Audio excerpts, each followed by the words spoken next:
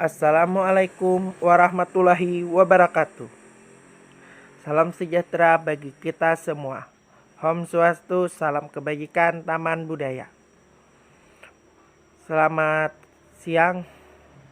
Pada kesempatan kali ini saya ingin mempresentasikan materi psikologis pendidikan, yaitu ciri wujud, jenis belajar, pendekatan metode pembelajaran, dengan dosen pengampu Bapak Ahmad Humaidi MPD, dengan saya pemateri Muhammad Ikib NPM 3062056286, dan rekan saya Ina Eliana 3062056164. Ada dua jenis materi yang ingin kami presentasikan, yaitu pertama ciri wujud dan jenis belajar, yang kedua pendekatan metode belajar. Nah, ciri wujud jenis belajar. Pada jenis belajar ini ada 3 pembahasan, yaitu pertama ciri perilaku belajar, yang kedua wujud perilaku belajar, dan yang ketiga jenis-jenis belajar. Nah, 3 materi ini akan saya jelaskan bagaimana kita menerapkan dalam sistem pembelajaran. Yang pertama yaitu ciri perilaku belajar, ada 5 konsep atau 5 tahap. Yang pertama, perubahan yang didasari dan disengaja atau internasional. Nah, sebelum saya menjelaskan itu, saya akan menjelaskan dulu apa itu ciri perilaku belajar. Nah, ciri perilaku belajar adalah suatu tindakan atau perubahan perilaku seseorang yang dikompleks sehingga terjadi perubahan dalam diri seseorang, baik dari segi ketingkahkuan atau keterampilan. Nah, dalam ciri perilaku belajar ini ada 5 aspek yang saya bahas, yaitu perubahan yang didasari dengan disengaja atau internasional tadi. Nah, bahwa di sini belajar merupakan perubahan tingkah laku yang didasari tingkah laku seseorang tersebut. Itu yang dimaksud dengan perubahan yang didasari dan disengaja tadi. Kemudian perubahan berkesinambungan. Nah, di mana bahwa belajar merupakan perubahan tingkah laku yang didasarkan tingkah laku perbuatan seseorang tersebut. Kemudian di sini ada perubahan bersifat aktif. Nah,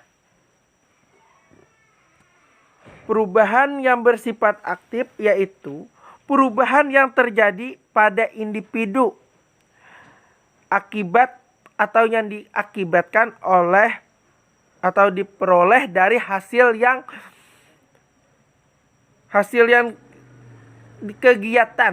kegiatan yang dimiliki sebelumnya. Nah, itu yang dimaksud, atau perubahan atau hasil yang menghasilkan kegiatan suatu secara perubahan. Nah, pada sebelumnya, yaitu yang dimaksud dengan perubahan bersifat aktif.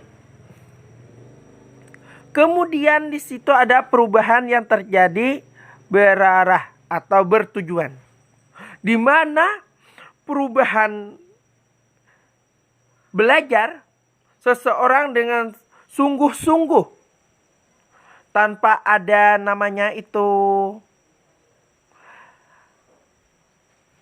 malas. Kita sungguh-sungguh belajar, itu namanya bertujuan dengan niat atau pendirian yang kuat. Sehingga menekuni sesuatu pembelajaran dengan niat yang terarah. Itu yang dimaksud dengan perubahan yang terjadi berarah atau bertujuan. Kemudian di sini ada lagi pembahasan yang kelima tentang ciri perilaku belajar, perubahan atau perubahan yang bersifat positif. Nah, belajar secara positif yaitu perubahan seseorang yang bersifat positif atau kebaikan dalam sistem kebaikan. Itu dinamakan dengan perubahan positif. Mempelajari sistem yang positif. Kemudian itu ada wujud belajar.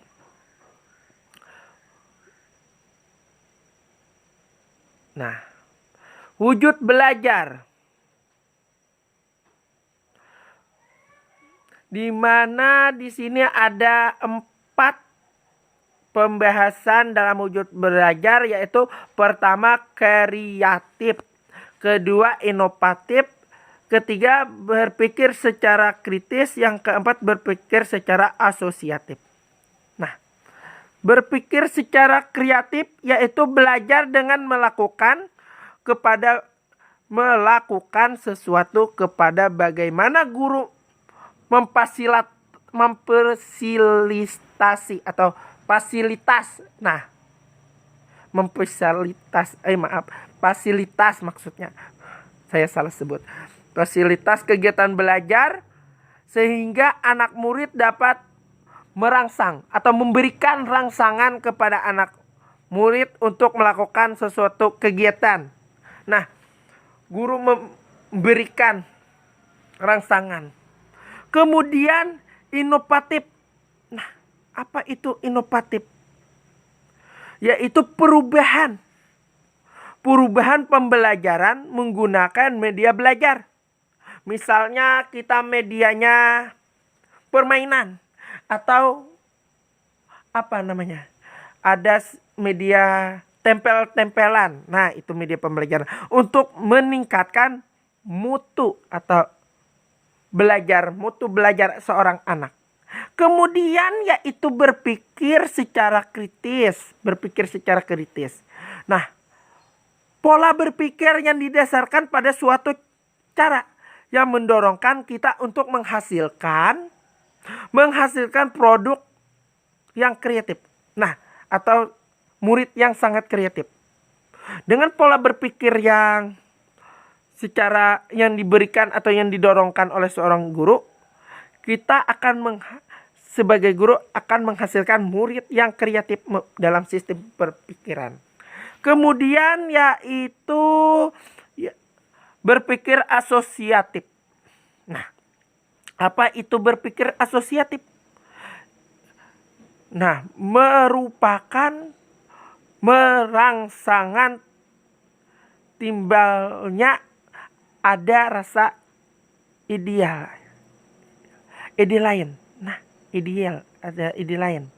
Nah, memberikan rangsangan atau timbalnya, kita memberikan timbal balik kepada seorang murid sehingga timbullah pikiran atau ide lain terhadap murid. Bagaimana cara memikirkan ini suatu pembelajaran ini. Nah, dalam wujud belajar ini kita dapat memikirkan lagi. Begitulah cara kita belajar. Cara kita seorang calon guru. Kemudian, nah, jenis belajar ini ada 3, yaitu belajar secara verbal, belajar secara konsep, dan yang terakhir belajar secara keterampilan dan memecahkan masalah. Nah, belajar secara verbal. Nah, yaitu di mana belajar yang mendorong siswa untuk memberikan respon terhadap materi yang diberikan. Guru memberikan dorongan kepada seorang murid sehingga murid ini dapat berpikir Nah, terhadap materi yang kita berikan atau dorongan kepada seorang murid. Kemudian adalah belajar konsep. Nah, belajar konsep yaitu membantu untuk mengatasi keragaman yang spesifik dalam bentuk data terbatas dari suatu kompleks atau kompleks ya, kelompok maksudnya, kelompok tertentu. Nah, kemudian yang terakhir yaitu belajar secara keterampilan dan memecahkan masalah. Dalam sistem pembelajaran secara keterampilan ini, suatu siswa atau suatu sistem atau teknik yang dikuasai siswa tentang materi yang diberikan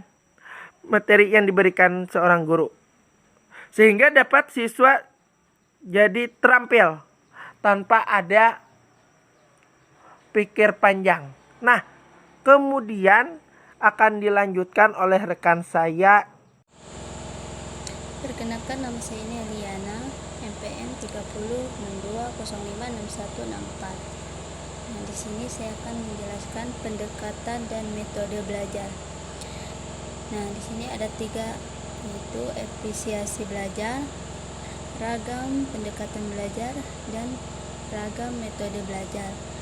Nah, di sini saya akan menjelaskan efisiensi belajar adalah sebuah konsep yang mencerminkan pribadian terbaik antara usaha dengan hasilnya. Jadi efisiensi belajar adalah perbandingan usaha belajar dengan hasil belajar yang dicapai oleh siswa.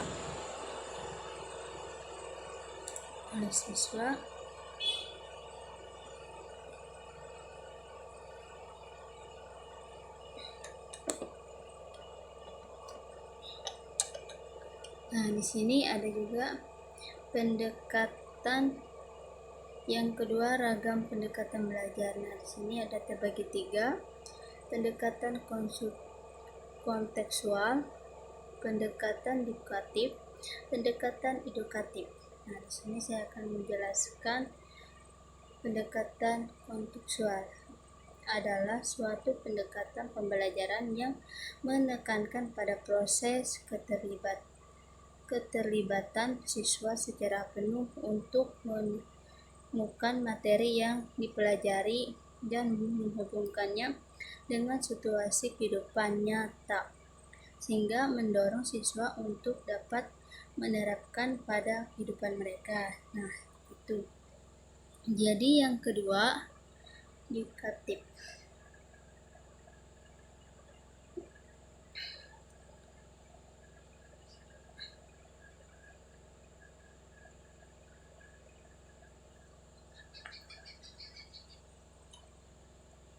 Yang kedua, pendekatan edukatif adalah kebalikan pendekatan edukatif. Pembelajaran bermula dengan penyajian keadaan khusus yang kemudian digenerasikan. Pendekatan edukatif menentukan pada pengamatan terlebih dahulu, kemudian disimpul diambil dari fakta-fakta yang ditemukan. Filsuf Inggris menghendaki agar penerapan kesimpulan didasarkan dari fakta konkret sebagai mungkin. Nah, yang ketiga, pendekatan edukatif. Nah, pendekatan edukatif itu adalah pembelajaran yang bermula dari penjelasan tentang hal yang bersifat umum, lalu